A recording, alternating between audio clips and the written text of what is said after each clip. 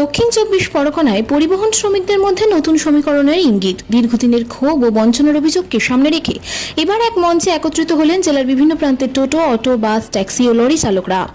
সোমবার ঠাকুরপুকুরে ভারতীয় মজদুর সংঘ অনুমোদিত পথ পরিবহন কর্মচারী সংঘর উদ্যোগে আয়োজিত এক গুরুত্বপূর্ণ সভায় যোগ দেন শতাধিক পরিবহন কর্মী।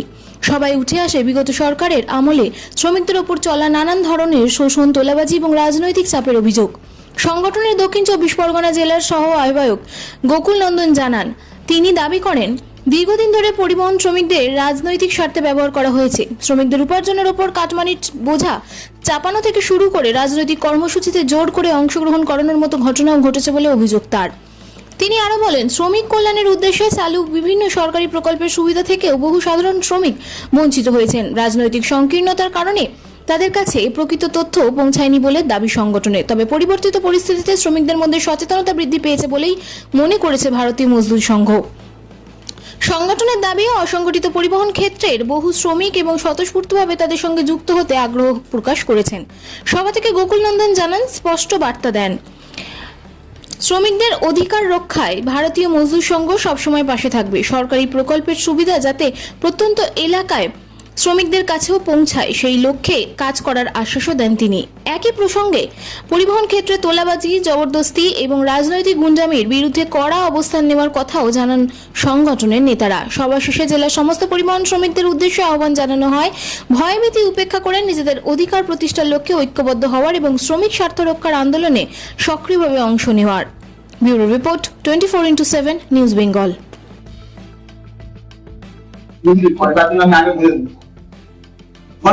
বলেছেন, যখন এত বড় একটা রাজনৈতিক পটভূমি পরিবর্তন হয়েছে, আমরা সরকার তো সেক্ষেত্রে আমাদের একটা অবশ্যই দাবি থাকে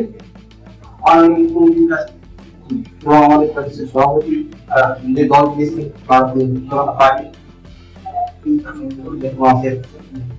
মানবিক ভাবে এটাকে নিয়ে চিন্তা করা। এর মধ্যে অনেক কারাস্থান আছে, লক্ষ লক্ষ কোটি কোটি টাকা তোলাবাজি করে তোলা হয়েছে, তাদেরকে দিয়ে বলা হয়েছে ওখানে বসে যাও। কোন জায়গায় লাইফ টাইমের নামে চার্জেস নেওয়া হয়েছে। লাইফ টাইম কি জিনিস? কোথায় আজকে লাইফ টাইম? কোথায় সেই সরকারটা? কোথায় যাদের কোনো শ্রমিক সংগঠন নেই? রাজনৈতিক সংগঠনের মধ্যে শ্রমিককে নিয়ে এসে একটা নতুন করে শ্রমিক সংগঠন বানিয়ে দিয়েছে। কতগুলো দুটো টি আছে, কোথাও একটা টি একটা ইউ আছে। এগুলো কোনো শ্রমিক সংগঠন নয়, এগুলো শ্রমিক সংগঠন হতে পারে না। তাই বলবো, আমাদের এই উদ্যোগে হাজার হাজার শ্রমিক আমাদের সঙ্গে যোগাযোগ করছে। তারা যেহেতু পরিবর্তনটা এনেছে, তারা আমাদের এই বিরুদ্ধে সারা ধরায় আসতে চাইছে, আমরা তাদেরকে স্বাগত জানাচ্ছি। এবং আগামী দিনেও আমাদের একটা প্রতিনিধি দল আমাদের একটা আমরা আগামী দিন আমরা প্রতিনিধি দল পরগনার উদ্দেশ্যে প্রচুর জায়গা থেকে আমাদের কাছে মানুষ যোগাযোগ করেছেন। প্রচুর ইউনিয়ন থেকে, টোটো বা লরি, ট্যাক্সি ড্রাইভার থেকে শুরু করে ট্রলার ইউনিয়ন থেকে শুরু করে ব্যবসায়ী, কোনো বড় ব্যবসায়ী সমিতি, ব্যবসায়ী ইউনিয়ন থেকে শুরু করে অনেকেই যোগাযোগ করেছে। আমাদের একটা প্রতিনিধি দল আমরা আগামী দিনের পর থেকে আমরা খবর তুলছি, সব জায়গায় ওনারা যাবেন এবং শ্রমিকদের সঙ্গে ওনারা কথা বলবেন এবং জাগরণ সভা করবেন ওনারা। তো এটা আমার জানিয়ে দিলাম। সিকিউরিটি নেই, তাদের কোনো ফ্যামিলি কিছু হলে তাদেরকে দেখা কেউ নেই, আজকে মেডিক্লেম নেই, তাদের এসআইপিএফ নেই, কিছুই নেই। তাদের 60 বছর পরে যখন সে আর গাড়ি চালাতে পারছে না, তার ফ্যামিলিকে সে কি করে চালাবে? সে নিজে কি খাবে? তাকে সেই বিভিন্ন প্রকল্প, ভাতা, এই যে যা সরকার এতদিন প্রোভাইড করে এইসবের উপর নির্ভরশীল তাকে থাকতে হচ্ছে। তাদের সারা জীবনের যে ইনকাম এবং সেগুলো জমানো একটা জায়গায়, তার পেনশনের ব্যবস্থা করা এবং যথেষ্ট পরিমাণ পেনশন 3000, 4000, 5000 এগুলো আমাদের টার্গেট। এই পেনশন যা এখন শ্রমিকদের জন্য চালু আছে, সম্পূর্ণ বিরোধিতা হচ্ছে। এই 3000, 4000 টাকায় কোনোদিন তার সংসার চলতে পারে না।